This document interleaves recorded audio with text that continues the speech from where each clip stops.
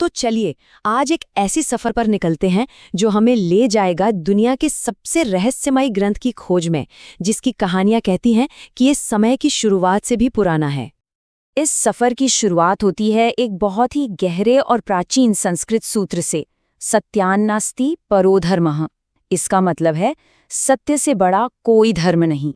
लेकिन जरा सोचिए, क्या हो अगर ये सारा सच, सारे धर्म और दुनिया का सारा ज्ञान बस एक ही गुप्त किताब से निकला हो? यही सवाल है जो हमें एक असाधारण खोज की तरफ ले जाता है।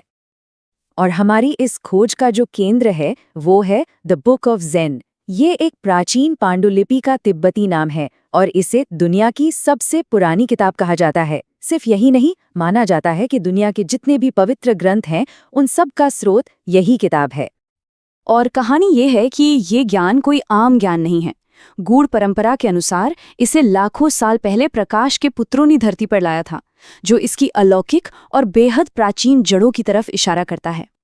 तो सवाल ये उठता है कि आखिर इतना कीमती ज्ञान आज है कहाँ? कहाँ छिपा है? यहीं से हमारी खोज का पहला पड़ाव शुरू होता है। शंभाला, एक रहस्यमयी छिपा हुआ अभयारण्य। देखिए, ये ज्ञान किसी एक जगह पर नहीं रखा है। ये तो एक पूरे ग्लोबल नेटवर्क में फैला हुआ है। गुप्त पुस्तकालयों का एक जाल जो तिब्बत के पहाड़ों से लेकर हिमालय और काराकोरम की चोटियों तक, गोबी रेगिस्तान की रेत के नीचे और यहाँ तक कि सहारा और नूबिया के अनजाने कोनों में भी छिपा है। और इन सब जगहों में जो सबसे खास है वो है शंभाला का वो पौराणिक इलाका जिसे प्रकाश का अभेद्य किला भी कहते हैं। कहा जाता है कि ये महान गुरुओं के एक समूह का घर है जो दुनिया पर अपनी नज़र बनाए रखते हैं। शंभाला के भी दिल में एक और भी ज्यादा रहस्यमयी जगह है, चंका टावर। कल्पना कीजिए एक ऐसी लाइब्रेरी जो जमीन की गहराइयों से शुरू होकर बादलों के भी ऊपर तक जाती है, और कहते हैं कि सबसे गहरे रहस्य यहीं रखे हैं। और इस टावर के अंदर जो खजाने हैं वो सच में हैरान करने वाले हैं। वहाँ है बुक ऑफ ज़ेन की इकलौती ओरिजिनल कॉपी, साथ ही मानव नियति की पुस्तकें जो किसी फिल्म की रील की तरह हमारे पिछले जन्मों को दिखाती हैं, और शायद सबसे दिल दुखाने वाली चीज़, मानवता के उन सभी वैज्ञानिक और आध्यात्मिक मौकों का रिकॉर्ड जिन्हें हमने नज़रअंदाज कर दिया, जिन्हें हमने खो दिया। अच्छा, ये तो पता चल गया कि ज्ञान कहाँ है, पर यह किस भाषा में लिखा है? और यही सवाल हमें हमारे अगले रहस्य की तरफ ले जाता है, सेंजार, एक पवित्र भाषा।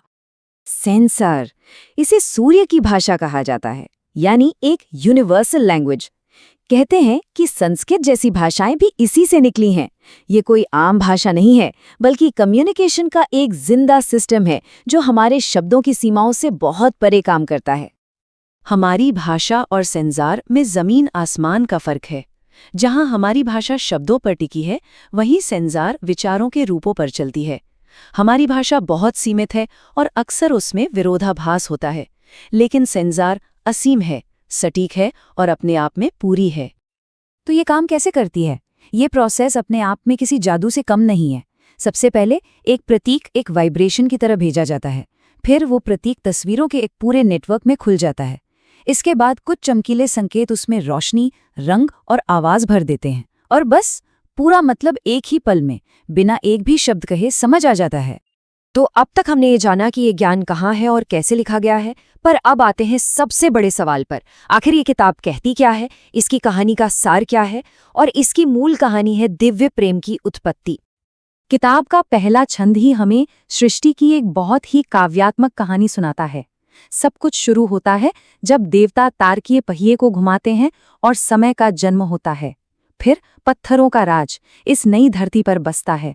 जब प्रेम की गर्मी उन तक पहुंचती है तो वही पत्थर दिव्य फूलों में खिल उठते हैं। इसके बाद विशाल पेड़ पौधे उगते हैं जो ताकत और रोशनी पर कब्जा कर लेते हैं। और बस यहीं पहली बार बुराई दुनिया में कदम रखती है, परछाइयों में छिपकर।